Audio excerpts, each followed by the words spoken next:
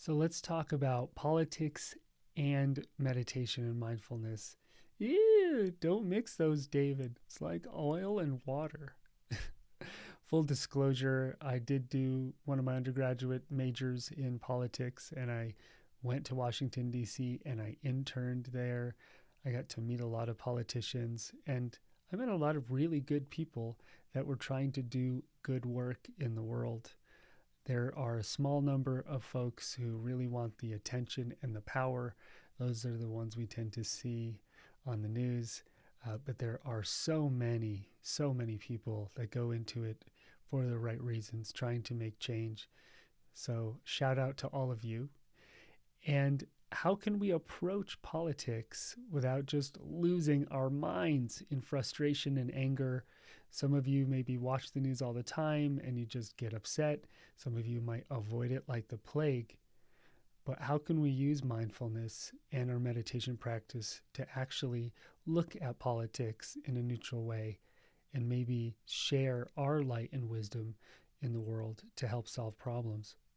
And that's what ultimately politics is supposed to be about: governing, solving problems. And usually it ends up a lot of times in the media being about power and money and influence and taking of resources, all of those things. I acknowledge that. But the world is only going to change if we shift ourselves from the inside out.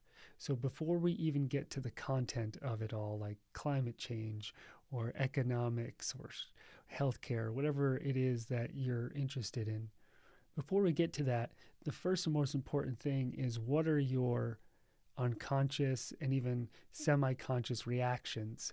Do you immediately go into frustration or anger or blame or a victim consciousness?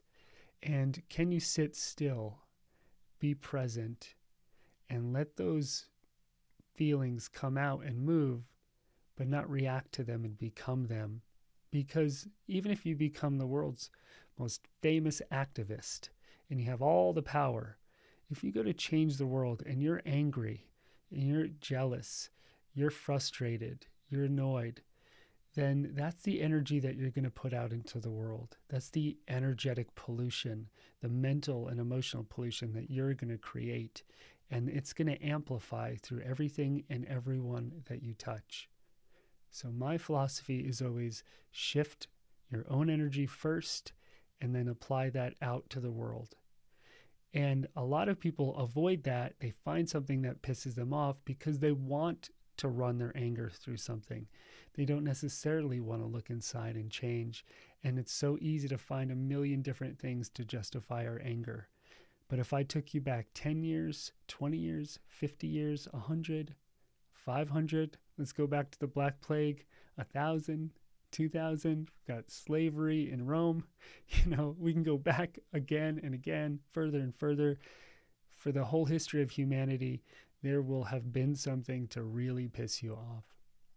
And so let's shift our consciousness first and then approach the topic second.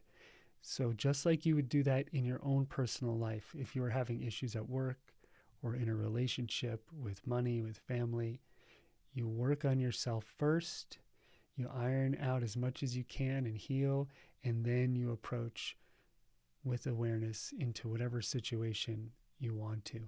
Politics is no different. It's part of the human experience that we all have to navigate in some way, shape, or form.